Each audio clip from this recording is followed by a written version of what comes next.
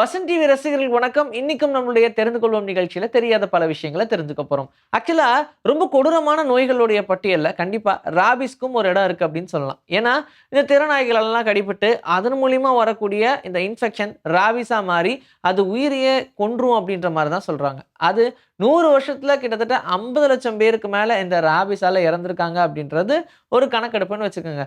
இது வரைக்கும் யாராவது இதுல சர்வைவ் ஆயிருக்காங்களா அப்படின்னு கேட்டா எஸ். ஒரே ஒரு பொண்ணு சர்வைவ் ஆயிருக்காங்க. 2004ல ராபிஸ் நோயால பாதிக்கப்பட்ட ஜியானா அதுக்கப்புறமா சர்வைவ் ஆனதே மெடிக்கல் ஹிஸ்டரியில ஒரு பெரிய மிராக்கல் அப்படின்ற மாதிரி தான் சொல்லுவாங்க. கண்ணை மூடிட்டு இருக்கும் போதே நீங்க பார்த்தா எப்படி இருக்கும்? எஸ், லிட்டரலா கண்ணை மூடிக்கிட்டு இருக்கும் போதே நீங்க விஷனா பார்த்தா எப்படி இருக்கும்?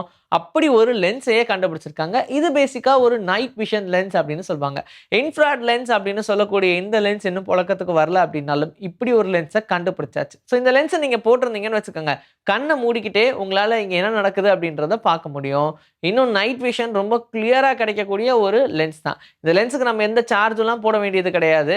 இதோடைய மெக்கானிசமே அதுல உருவாக்கி இருக்கக்கூடிய கலர் டோன்ல தான் இருக்கு. அந்த அளவுக்கான ஒரு கலர் டோன்லயே இந்த லென்ஸை உருவாக்கியிருக்காங்க.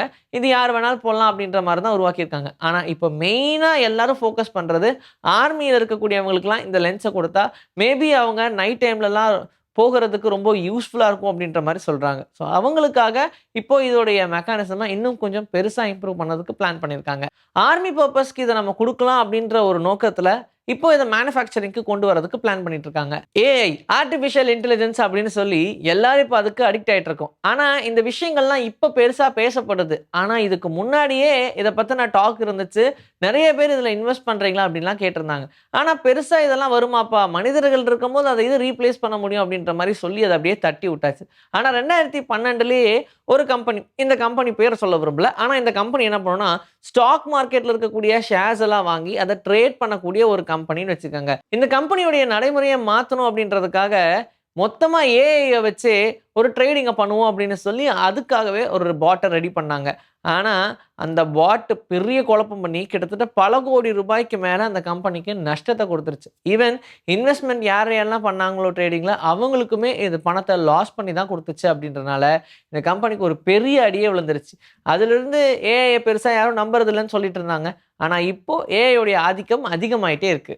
வாரணமாயிரம் படம் பார்த்தவங்களுக்கெல்லாம் ஒரே ஒரு கேள்வி இருந்திருக்கும். மேபி எனக்கு இருந்துச்சு, உங்களுக்கு இருந்துச்சா இல்லையான்னு தெரியல. என்னன்னா ஹீரோயின் விட்டுட்டு போனதுக்கு அப்புறம் ஹீரோ ஜிம்முக்கு போய் ஒர்க் அவுட் பண்ணி அவங்களுடைய பாடி எல்லாம் பில்ட் பண்ணுவாங்க இல்லையா?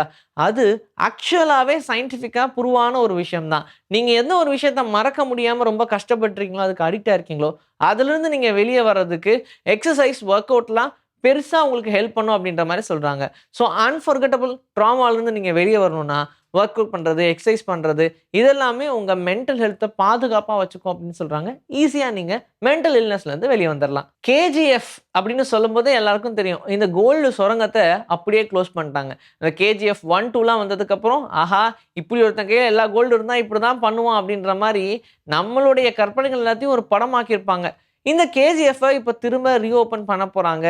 80 வருஷத்துக்கு முன்னாடி நிறைய காரணங்களால இதை அப்படியே க்ளோஸ் பண்ணிட்டாங்க. அதுக்கப்புறமா மைனிங் அங்கே நடக்கவே இல்லை. இப்போ மறுபடியும் 80 வருஷம் கழிச்சு மைனிங்கை ஸ்டார்ட் பண்ணலாமா அப்படின்ற மாதிரி பிளான் பண்ணியிருக்காங்க. அதற்கான வேலைகளும் நடந்துட்டு இருக்கான். ஸோ சீக்கிரமாகவே இதை தோண்ட போகிறாங்க. இதுக்கான ரீசன் என்ன சொல்கிறாங்கன்னா, இன்னும் 23 டன் ஆஃப் கோல்டு உள்ளே இருக்குது, அது எல்லாத்தையும் அப்படியே மெதுவாக எடுக்கலாம் அப்படின்ற மாதிரி பிளான் பண்ணியிருக்காங்க. இன்னைக்கு நம்மளுடைய தெரிந்து கொள்வோம் நிகழ்ச்சியில தெரியாத பல விஷயங்களை தெரிஞ்சுக்கிட்டோம். இதே மாதிரி சூப்பரான கண்டென்ட்டோட உங்களை நான் வந்து சந்திக்கிறேன். Until then, this is bye from Vijay. Take care.